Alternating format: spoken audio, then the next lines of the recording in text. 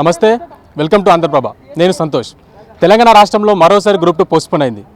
BRS పాలనలో ఇప్పటికి 2 సార్లు పోస్ట్పోన్ అయిన గ్రూప్ 2 ఇప్పుడు మరోసారి పోస్ట్పోన్ అవ్వడం జరిగింది. ఈ కాంగ్రెస్ పాలనలో పోస్ట్పోన్ అవ్వడాన్ని మన ఓయూ విద్యార్థులు ఏ విధంగా చూస్తున్నారు?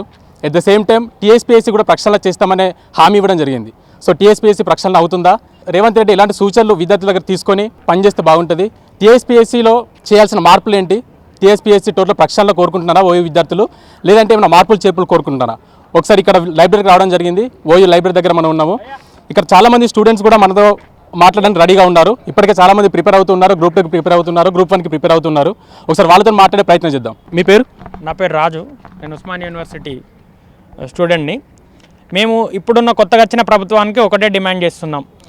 గతంలో జరిగినటువంటి పేపర్ లీక్ల విషయం పైన సిట్టింగ్ జడ్జి తోటి మంచిగా విచారణ చేయించి వాళ్ళపైన తగిన చర్యలు తీసుకోవాలి. దాంతోపాటు ఇప్పుడు పోస్ట్పోన్ చేసిర్రో హడావిడిగా మళ్ళీ ఒక డేట్ ఇచ్చి మళ్ళీ పోస్ట్పోన్ చేయడం కాకుండా ఇప్పటికే విద్యార్థులకు జరిగిన అన్యాయాన్ని పూడ్చుకుంటూ ఒక నిర్దిష్టమైన డేట్ ఇచ్చి, అంటే విద్యార్థుల యొక్క వారి యొక్క ఆలోచనలు సూచనలు తీసుకొని ఒక నిర్దిష్టమైన డేట్ ఇచ్చి ఇప్పుడున్న బోర్డును కంప్లీట్గా ప్రక్షాళన చేసి కొత్త బోర్డును ఎటువంటి అవినీతి మరకలు లేనటువంటి మంచి అధికారులను, గతంలో వారి సర్వీసులు మంచిగా ఉన్నటువంటి అధికారులు ఆకునూరు మురళి లాంటి వారి గారిని కావచ్చు, లేకపోతే కోదండరామ్ సార్ లాంటి వారిని కావచ్చు, ఇటువంటి మంచి గ్రాఫ్ ఉన్న వ్యక్తులను తీసుకొచ్చి అటువంటి బోర్డులో పెట్టి రానున్న రోజుల్లో మళ్ళీ ఇదే విధంగా ఎవరైనా పొరపాటున ఇటువంటి లీక్లకు కానీ లేకపోతే ఇటువంటి అంశాలకు తావిచ్చినట్టుంటే వారిపైన కఠిన చర్యలు, క్యాపిటల్ పనిష్మెంట్ లాంటి చర్యలు తీసుకునే విధంగా కొత్త రూల్స్ కానీ కొత్త చట్టాలు కానీ తీసుకురావాలి.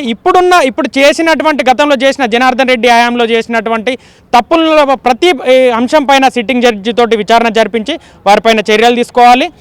రానున్న కాలంలో క్యాలెండర్ వైజ్ ఏదైతే కాంగ్రెస్ ప్రభుత్వం మేము క్యాలెండర్ వైజ్ ఉద్యోగాలు ఇస్తామని చెప్పి అధికారంలోకి వచ్చిందో క్యాలెండర్ వైజ్ ఉద్యోగాలు ఖచ్చితంగా ఒకటే నింపి పడేసి అట్లా విద్యార్థులకు ఎక్కువ సమయం తీసుకోకుండా వారి జీవితాలు ఆగం కాకుండా చూసుకోవాల్సిన బాధ్యత ఇప్పుడున్న ప్రభుత్వం పైన మేము ఓయూ విద్యార్థులుగా సూచన చేస్తుంది అది.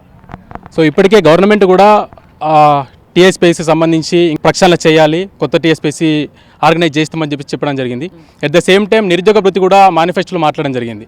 ఇప్పుడు ప్రభుత్వం మారింది, ప్రజాపాలన అని చెప్పుకుంటున్నారు కాంగ్రెస్ వాళ్ళు. సో ఈ ప్రజాపాలనలో కనీసం ఇప్పుడైనా నిరుద్యోగులకు న్యాయం జరుగుతుందని చెప్పి మీరు అనుకుంటున్నారా? మేము ఇప్పటివరకు అయితే ఇప్పుడే గవర్నమెంట్ ఫామ్ అయ్యి 2 నెలలు అవుతుంది కాబట్టి మేము న్యాయం జరుగుతుంది అని అనుకుంటున్నాం. ఈ నిరుద్యోగ వృత్తి ఏదైతే ఉందో దానికి ఒక మంచి క్రైటీరియా పెట్టి, అంటే ఎవరైతే నిరుద్యోగులను గుర్తించడంలో లోపాలు లేకుండా ఒక మంచి క్రైటీరియా పెట్టి నిరుద్యోగులను గుర్తించి వాళ్ళకు నిరుద్యోగ వృత్తి చేయడం మంచిదే.